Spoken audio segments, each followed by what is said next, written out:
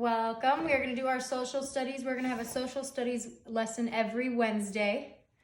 We're going to be reading from our California Studies Weekly, our big books. So today's focus is American monuments. And this is the big issue, the big book. Okay, so we're going to focus on a couple different monuments. So I'm just going to read this to you, and then we're going to talk about the questions on the back page, so make sure you're paying attention. All right, American monuments.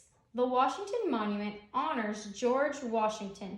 It's in Washington, D.C. So that's what this picture is right here. It's the Washington Monument. Monuments can be statues, buildings, or works of art. Many monuments are built to honor people.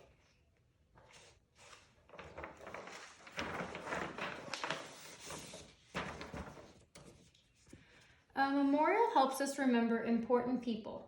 All of these memorials are in Washington, D.C. So here we have the Jefferson Memorial, honors Thomas Jefferson. A large statue of Thomas Jefferson is inside the building. So it's a monument, a statue inside of a building.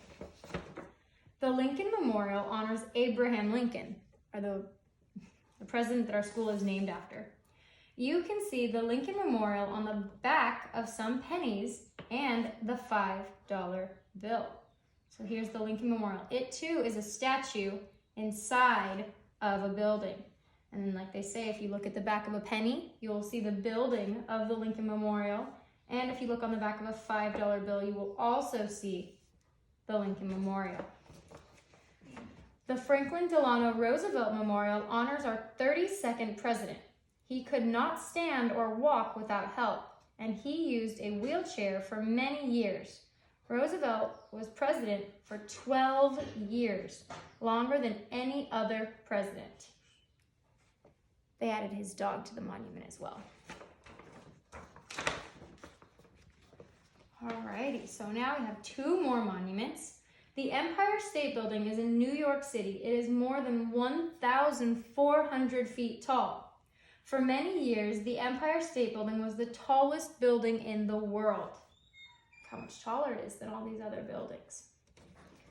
One of the most famous landmarks in California, that's where we live, is the Golden State Bridge. The bridge is a reddish-orange color that can easily be seen. The bridge connects the city of San Francisco with Marin County. How does the bridge help San Francisco? How do we think a bridge might help San Francisco?